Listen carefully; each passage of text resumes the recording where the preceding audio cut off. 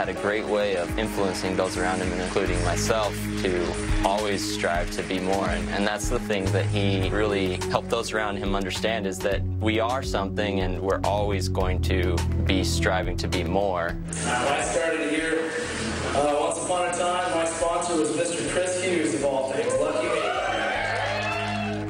He was well-liked, very popular, and very active. He did a lot of conventions that he spoke at. He was very funny. When I first started training and things like that, you can imagine the first thing I would hear a lot of is, by the way, he's single. And I'd be like, that's right, I am. Maybe he's going to get me. He did a lot of conventions where he would dress up in character and, you know, just to get people into it and make people laugh. I've been in the business for 5 years. I'm a senior associate.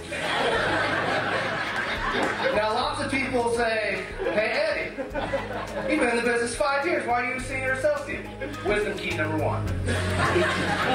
This thing is a marathon, not a sprint. He was just so busy traveling with his business, and he was a motivational speaker, so he got to know a lot of people. A lot of people loved him. Well, you know what? That's the side of Travis Alexander that we haven't been seeing much in the courtroom. According to his friends, his family, Travis enjoyed helping other people, and he did this by inspiring others through his motivational speeches. Well, here to talk about what life is like as a motivational speaker is Jonathan Sprinkles, award-winning motivational speaker himself. Great to see you. Yeah, thank you. Nice to see you Glad here. to be here. Let me start first. You just saw a few clips of him there. I don't know if you had an opportunity to see some more of Travis Alexander at work in front of people.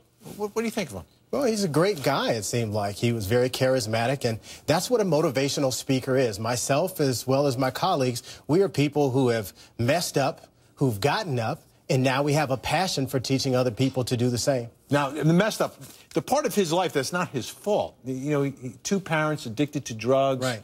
I think by age 14, he's then being raised by his grandmother, who's a devout Mormon, and it's a huge life change there. He's obviously fighting some demons along the way.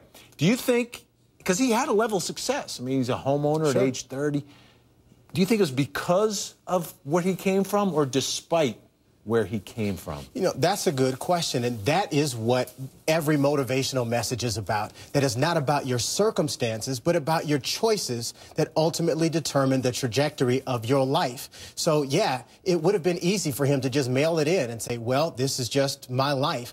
But he chose to do something else with his circumstances, which was essentially the message that he wanted to give to other people, to say that you can do anything regardless of where you start. It's not about where you start. It's about where you choose to finish. All right, take us behind the curtain now, the world of motivational speaking.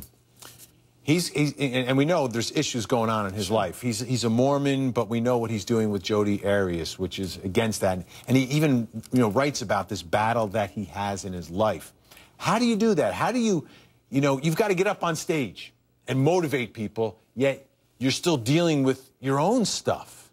Sure. Well, it's very difficult, honestly, when you talk about life change and motivation, because nobody's a master at life. But the one thing that gets you through is that you understand that it's not about you, that it doesn't exempt you, that you still have to play by the same rules. But when you go out and help other people, it's not about you and about you talking about all of the ways in which you're perfect, but it's about the ways in which you can take whatever message you have to help other people.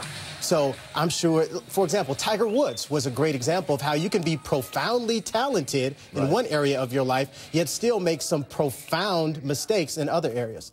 Jonathan, it's always great to see you. Thanks so much for coming in. Thanks so much. Good to see you. All right. Now, the Jodi